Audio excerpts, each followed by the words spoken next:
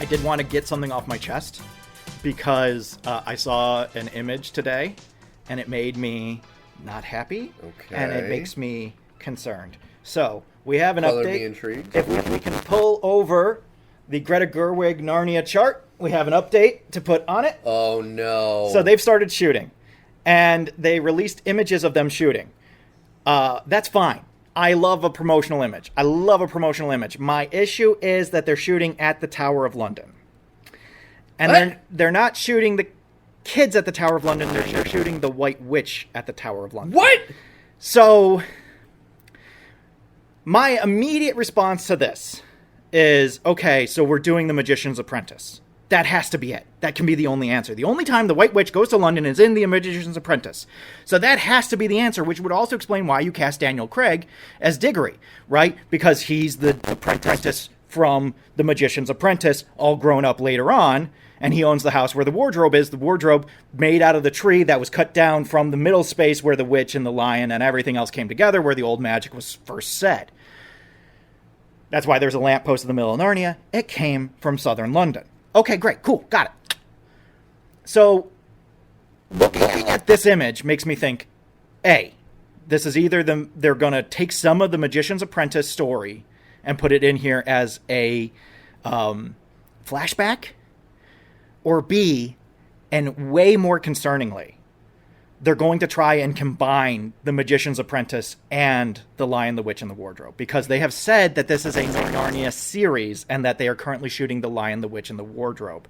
So why would you need to shoot at the Tower of London for The Lion, the Witch, and the Wardrobe? Oh my god. And it goes back to this punk rock idea that we've been told of this is going to be the punk rock Narnia. So my smell that I'm getting off of this, and again, this is me coming from a point of anger and frustration over many things. But the smell I'm getting off of this is why the White Witch is evil. Let's look and see what the world of man did to her to make her evil. She wasn't bad when she came. So this is like Cruella. That's what I think is going to happen. Is the White Witch was never evil until mankind made her evil. And then she went to Narnia and made Narnia bad. And it's like, no, you fucking assholes! You're missing the point! You're fully missing the point again! And I hope I'm wrong! But why would you need to shoot the White Witch at the Tower of London with a small child in tow? There's so few reasons why that would be a thing to shoot in The Lion, the Witch, and the Wardrobe! This is hurting my brain. So, I saw that this morning and it made me extremely upset. And I had to carry it around for a few hours. And I was like, thank God I have to do the show today because, God damn it, that really pissed me right off. It's ironic that sales of the books have skyrocketed since Greta Gerwig was announced as the director. I think they are setting themselves up for an enormous failure because it sounds like they're going to have everybody and their cousin read these books because of the name that you attach to the movie.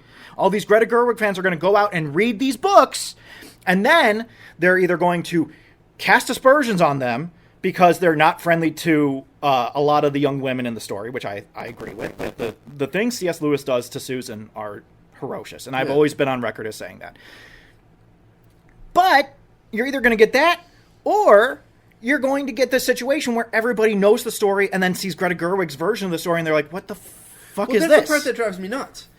Okay, shit was made in the past that, yes, they did not treat these characters well. Then don't fucking adapt this shit. Yeah. Do it the way it is. Do your own fantasy story then. Exactly. Then do your own fantasy story. Make something up. Have a woman show up in the middle of Berlin, in the middle of World War I. I don't fucking know, but make something up. If you don't want to adapt what's here, then make something up. There's a difference between making Susan a better character and fully rewriting the entire fucking book. Yeah.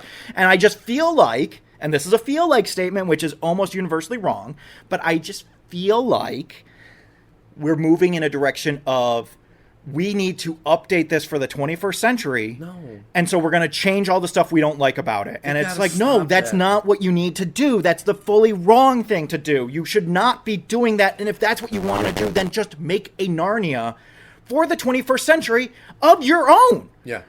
If you have this much groundswell because you're Greta fucking Gerwig, then just write your own fantasy series. Okay? Get a bunch of ghostwriters together and write your own fantasy series. But don't do this. Don't go in here and change something that means a whole lot to a lot of people. All right? It will be maddening. And as someone who has had to, I don't want to say survive this with a bunch of pieces that I feel very strongly about, but as someone who has had to correct people about Marvel stuff for the last 15 fucking years, it fucking sucks when the zeitgeist changes about something. Okay?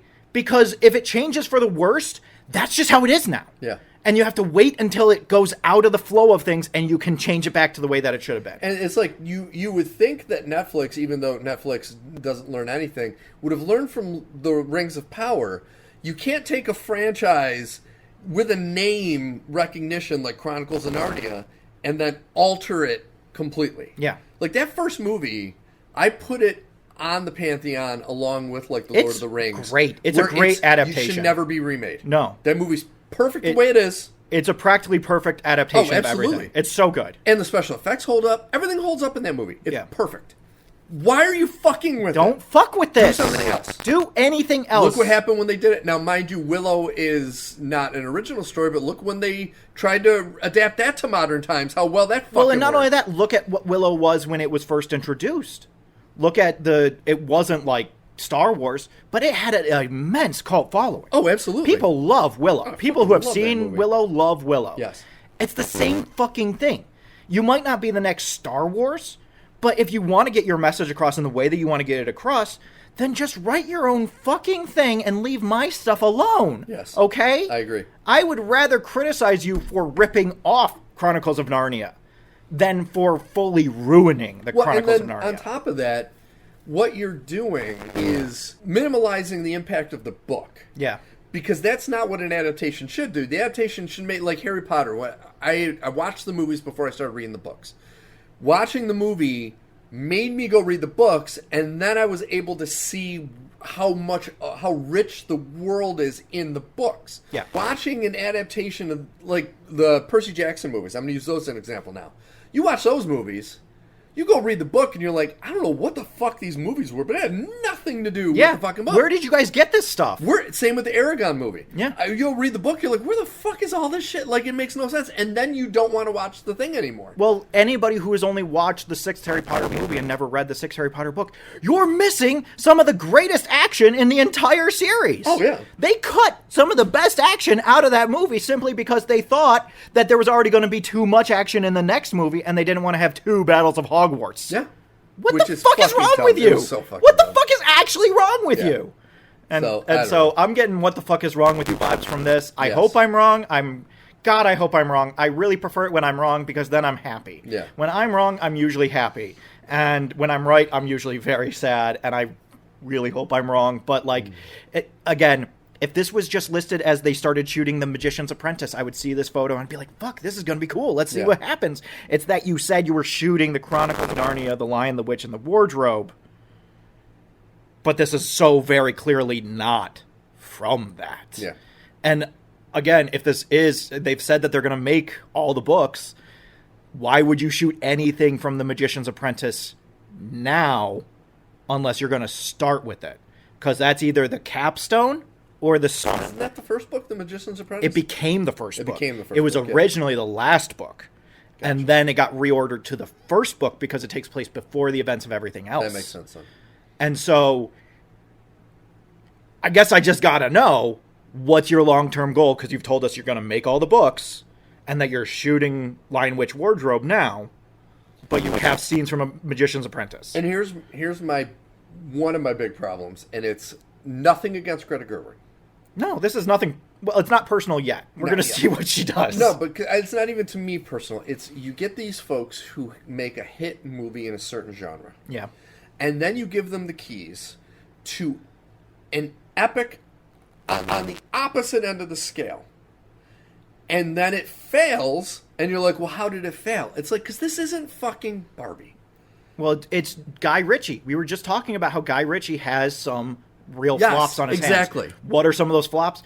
Fucking Aladdin. Even though it made $1 billion, which I still. But like, as far as critically, it's an enormous flop. That nobody talks about that movie anymore. Yes, I agree. And I want to see where all those numbers came from. I know some of them came from America, but I wouldn't be surprised if a lot of it was a global box office kind of a poll. And none of which would be a thing anymore because Will Smith has fallen so greatly out of favor societally. That's so. True. Rightfully so. Rightfully so. You don't get to hit people because they make a joke. Yeah. That's not how things work. That's not how we handle things in society. If you want to go on, Good Morning America the next day with your Oscar and say, I didn't like that joke Chris Rock told. That's the way you do it. Story, exactly. But you don't go up and slap him after laughing at his joke, but then catching eyes from your wife. Mm-hmm. That's not how you do things, man. Anyway, I want to see how that goes, but I am concerned. I am deeply concerned. I agree with you. Leaving your wheelhouse it can work and it can be a problem. I look at Jordan Peele. Peele, his wheelhouse was comedy. He left his wheelhouse for horror. He is so fucking good at horror. And it makes sense when you look at some of the comedy he was doing. Those scenes were horror scenes played for fun. Mm-hmm. When you take the fun out of it, it just leaves the horror of it. Yep. And so it makes sense. I'm not saying Greta Gerwig is incapable of making this movie. I think she has said that she has the history with the source material to understand it. My issue then becomes, why are you changing anything?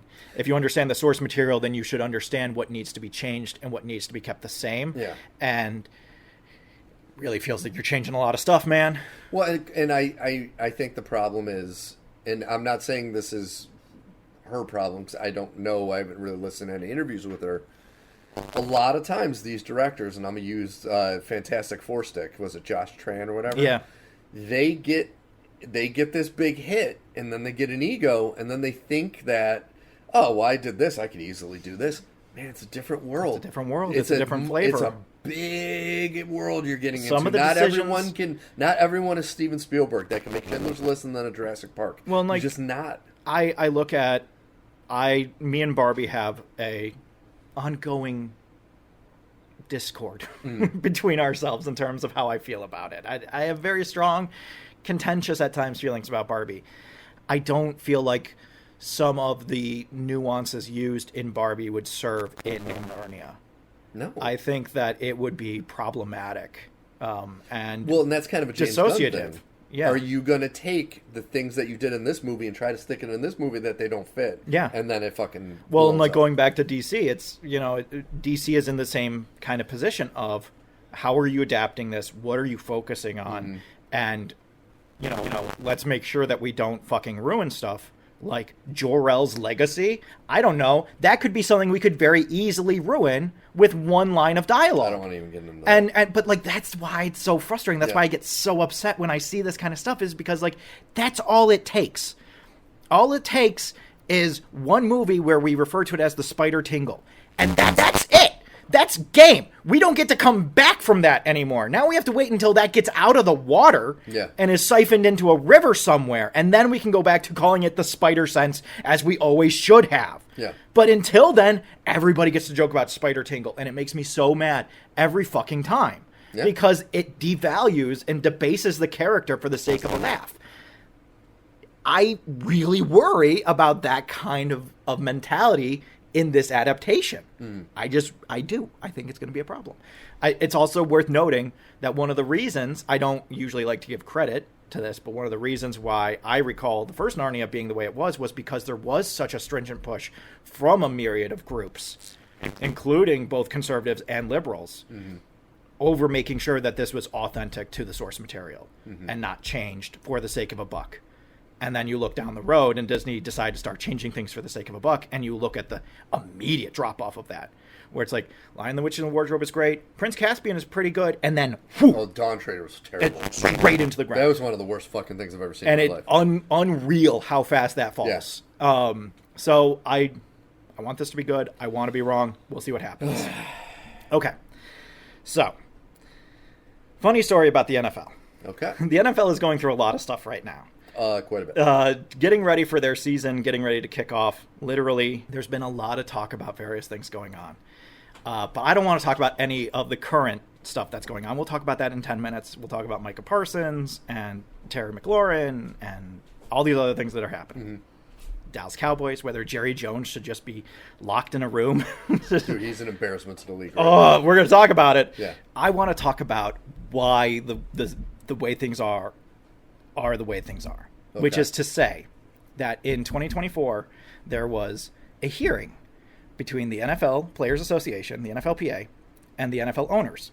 And the NFL owners got caught with their hand in the cookie jar. Yes. What happened was, back in 2022, when Deshaun Watson signed the then richest contract of all time. I think it is actually still the richest contract of all time. For guarantees. Yes. Yes. But that's what makes it the richest contract. Yes. Is that it's a fully 5-year, fully guaranteed contract, something like that. And it's like, when you do that, you have to put money in escrow, so it just sits there. So that the money can be taken out over the course of the contract.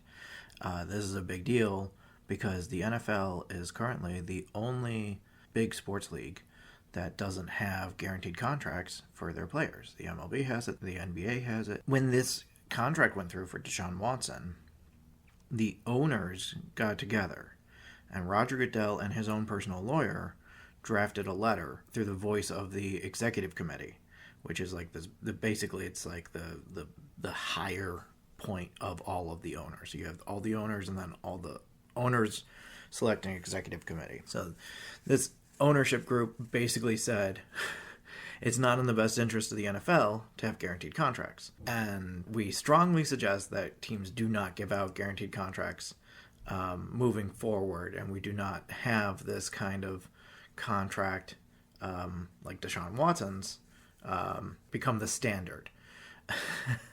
So they didn't put their thumb on the scale, but they kind of put their thumb on the scale a little bit. So at that time, there's 3 quarterbacks coming up that are due new contracts: Lamar Jackson, Russell Wilson, and Kyler Murray.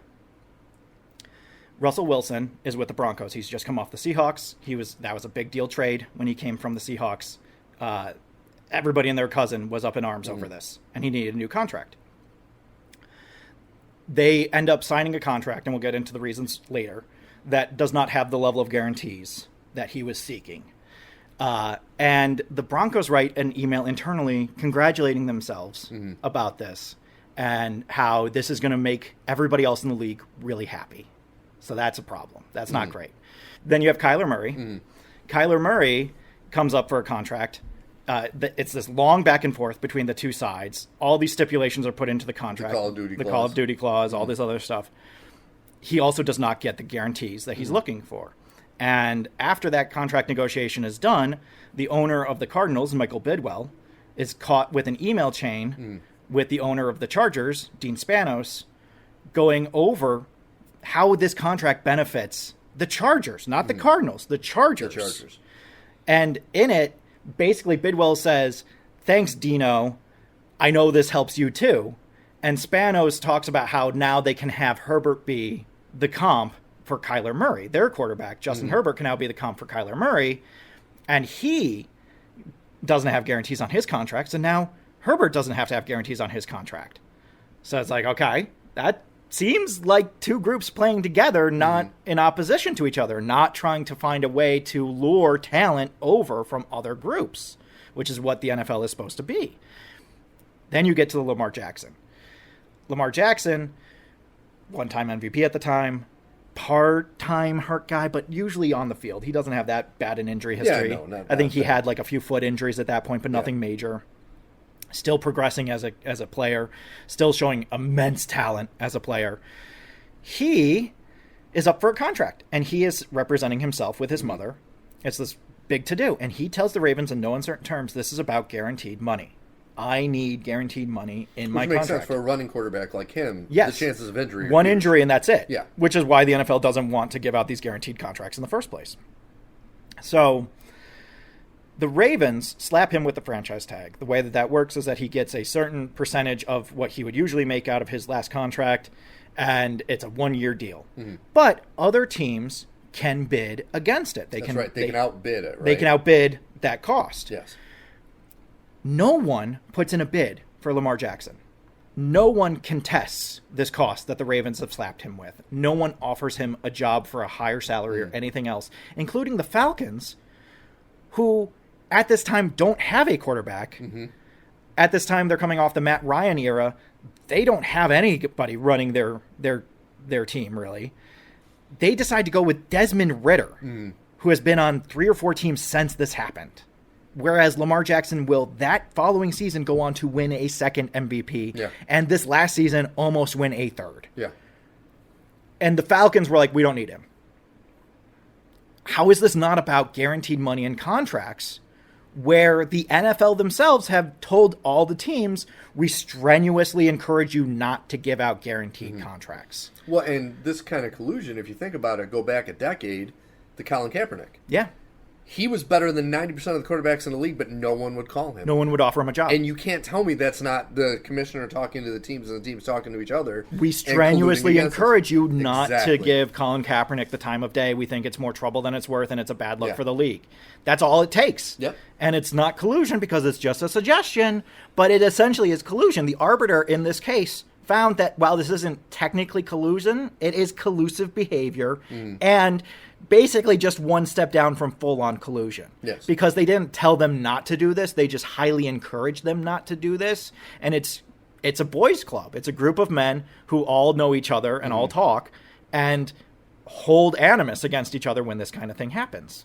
So now the immediate question after this is, why hasn't this come up? Why isn't this the first topic on SportsCenter every day? Well, because it got buried. Why did it get buried? That's the question we're all trying to get to the bottom of. Because the NFLPA knows they won this. The NFL players do not. The NFLPA, before any NFL players, including the 3 I was just talking about, could see this report. None of them knew that it was written down anywhere. None of them knew any of this. The NFLPA, who is supposed to be looking out for the players, it's the players' union, suppressed it and agreed to suppress it with the NFL. And it basically took, in a twist of irony, I started listening to Pablo Torre finds out because he was covering the fall of Bill Belichick in the public sphere. And I was like, ha ha ha, Hoodie's dying on the side of the road. Love it. Turns out Pablo Torre is a fucking great journalist because he tracked down what no one else could and he published it, and it's on his Substack and you can go and read it. And apparently several NFL owners have frequented it. And he can see who's been reading it, and he sees that there are some bigwigs reading his piece. What it comes down to is essentially the NFLPA is even more corrupt than the NFL. Oh, yeah. Which, given that the NFLPA has had exactly 2 leaders in its existence, is kind of shocking. You had Gene Upshaw and you had DeMaurice Smith. So this brings us back to the Russell Wilson element of this. The reason Russell Wilson did not get his guarantees in that contract is because, in the opinion of some of the bigwigs, including the president of the NFLPA, he didn't fight hard enough. It wasn't because the owners were freezing him out. It was because he didn't fight hard enough for it. Not a great thing to see from your union leadership when you're trying to all be in lockstep because all the owners are in lockstep, so now you have to be in lockstep, and you're calling out this one guy for being too much of an idiot to get his stuff together, and that's why it's ruining it for everybody. Well, turnabout is fair play, I guess, because it's widely believed that that is the reason why this was suppressed, was because it makes the NFLPA look bad. It makes them look like they are not actually in favor of the players, because now the league can turn to it, and the arbiter can turn to it and say, well, it may have been because the NFL owners are locking you guys out, but more likely it's because, as you yourself have said, you're just not trying hard enough to get it done. That's damning. That's a damning thing. Which it makes sense. I mean, in a corporation as big as the NFL, with the amount of money flying around, there's going to be massive corruption. It just has to be. Yeah.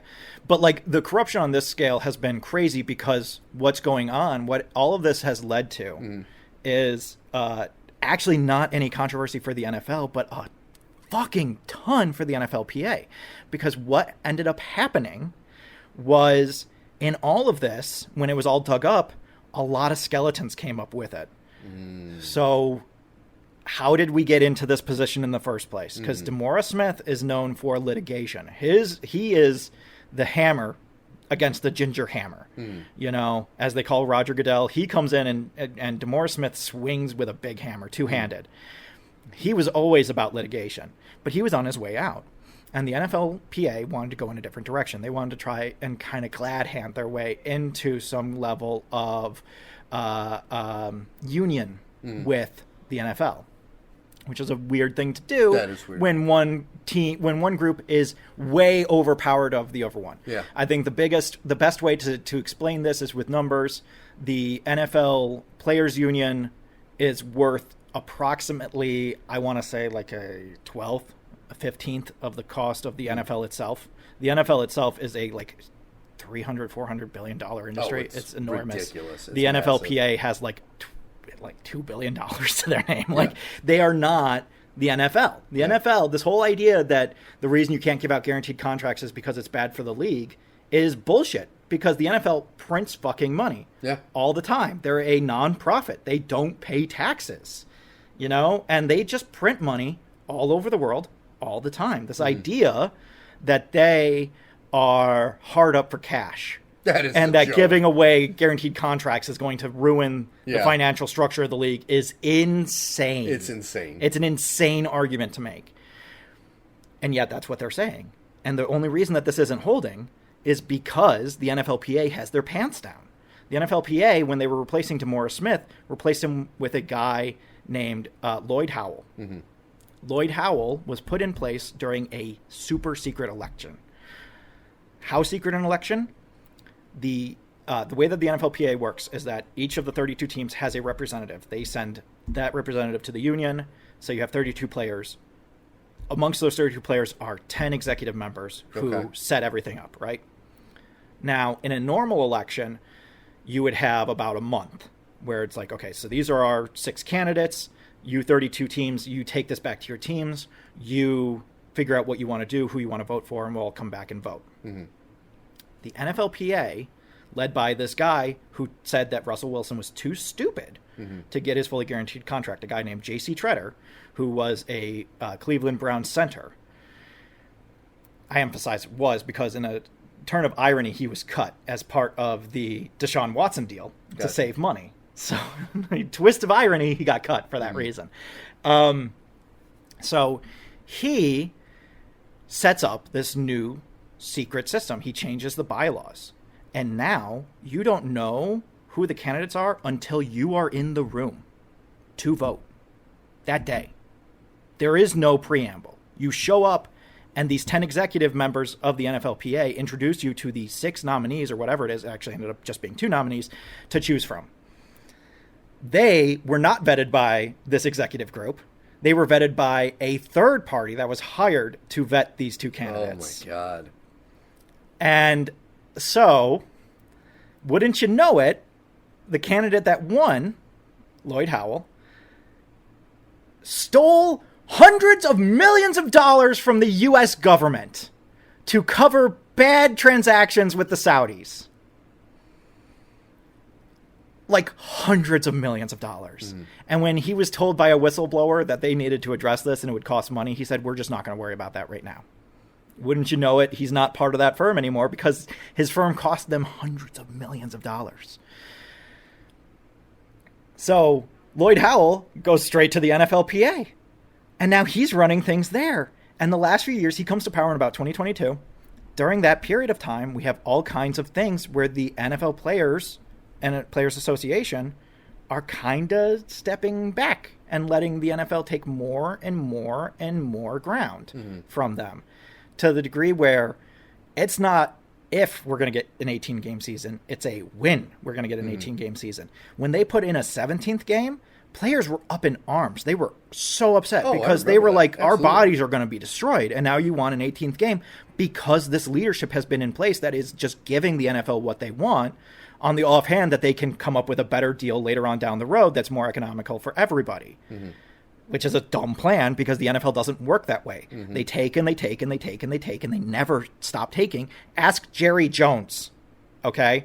So, the problem is Lloyd Howell likes strip clubs. Really likes strip clubs.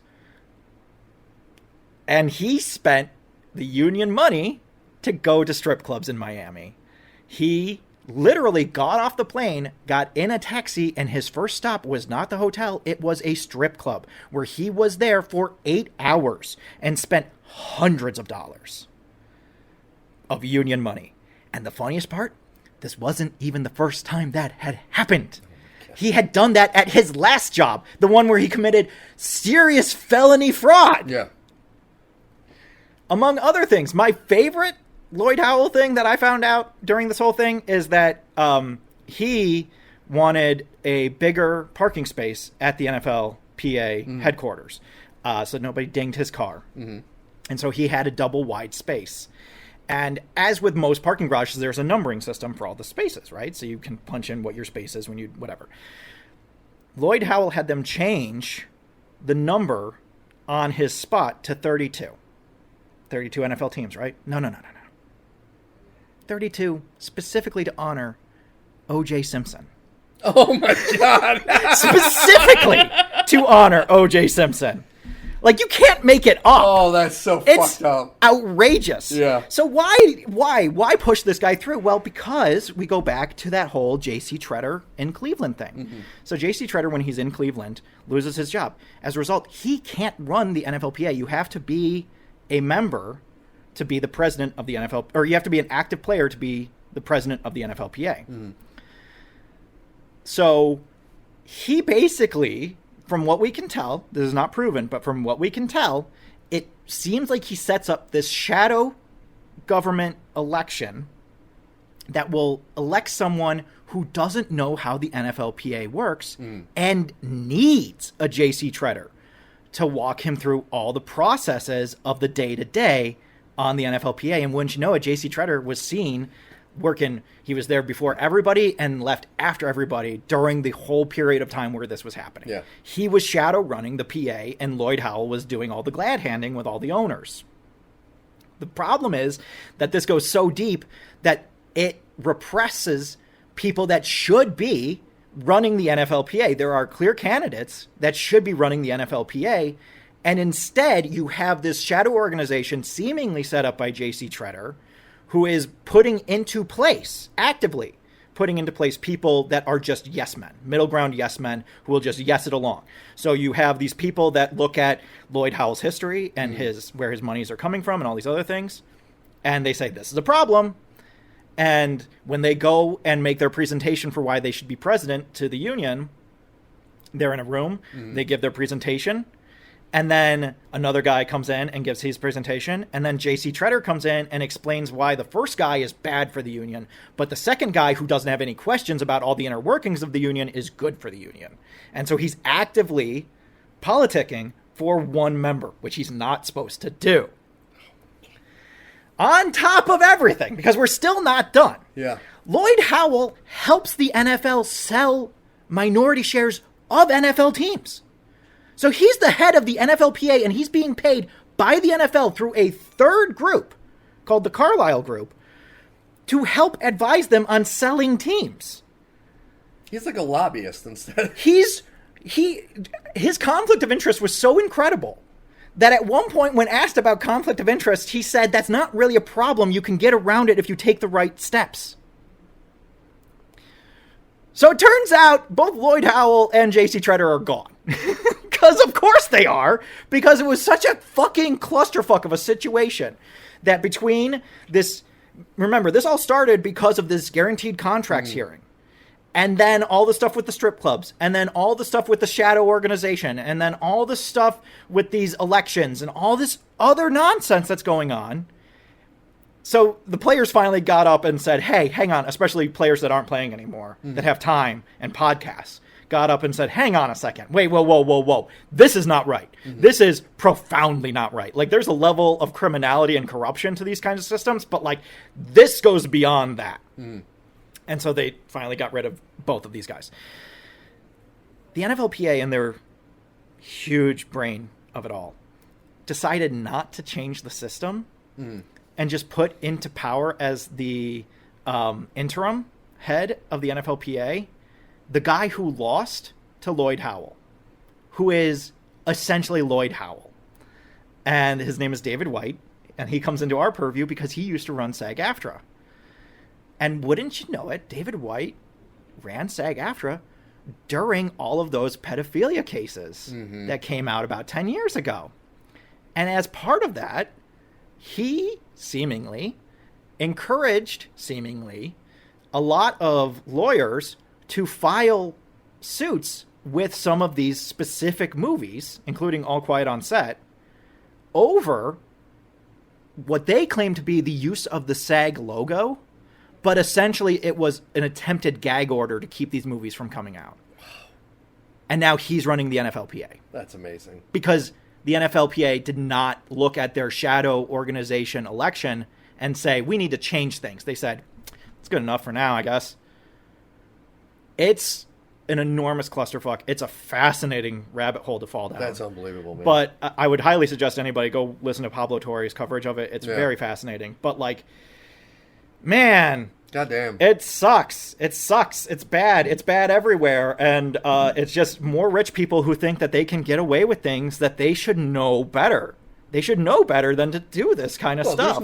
There's no morality once you hit that level. That's what I'm saying, though, is that there should be morality. Yeah. We shouldn't be hearing about Bill Gates on Epstein's plane. Yeah. That fucking sucks. I heard that, and I turned to Kelly, and I said, well, all it takes is one thing. You can be a great person your entire life and then do one thing wrong, and it's all gone. Yeah. Which is why they want to cover it up. I think you just got to not do it in the first place. That's all. Yeah. That's my thing. So I hope the NFLPA gets their act together. I hope that they don't just keep on rubber stamping things. I know that they won't. They won't. I know that this is just going to continue the same way. Stuff. It'll never happen. Well, it goes back to how during the period before that shadow election, one of the reasons DeMaurice Smith was stepping down was because they could not get NFL players to just vote on the CBA. Mm-hmm. The CBA that went through, that's a 10-year CBA, was terrible for players, but it passed because not all players voted for it. Yeah. They just didn't vote. They just abstained because they didn't vote at all. And as a result, it passed, and it really fucked over players in a lot of ways. Yeah. And the next one's going to be the exact same. How crazy is it? The NFL owners are looking at the pie that is this billion, almost $1 trillion industry, and they're saying, we're not getting enough of this pie. Yeah. We got to cut the players out of more of the pie. We deserve more of the revenue from this pie than the players We're not getting enough, and we still want the local taxpayers to put in money to pay for our stadiums. Yeah.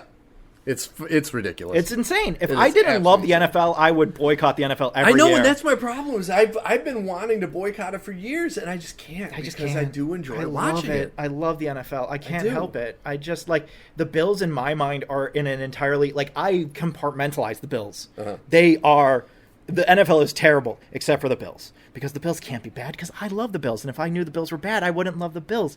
I'm not going to look at the Pakula's history of anything. Yeah.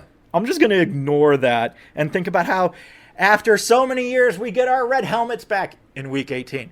But we're getting our red helmets back in week 18.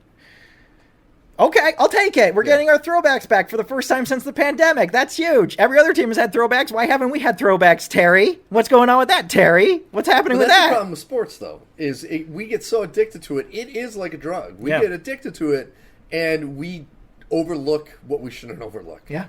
And we do it with films, and we were just talking about it with the Harry Potter. I mean, there are certain things where you're like, yeah, fuck. Yeah. Well, all right. You want to? We talk all the time. We use this term, separating the art from the artist. Yeah. And it's getting hard when the artist keeps doing bad things because they don't think anybody's going to judge them for it. At some point, it becomes harder to separate the art from the artist.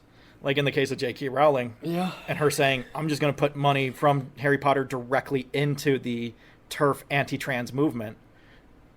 Then I can't like Harry Potter anymore, man. If you do that, then I can't support Harry Potter at all. Yeah. And that sucks.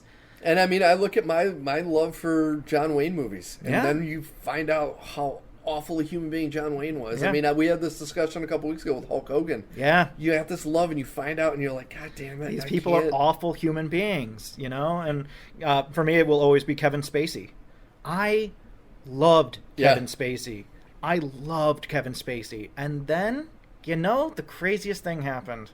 And we found a line in the sand, and I said, I can't cross this line. Yeah. This is bad. This is really bad. And it's like, I'll be honest, there are people that do bad things, but part of me that allows me to still watch and appreciate their art is if they just admit to it. Yeah. So, like, I know a lot of people are not a fan of him, but when Louis C.K. came out and said, listen, I did something, I didn't think it was bad at the time, I understand it's bad now, I got an issue, I'm completely in the fault. Yeah.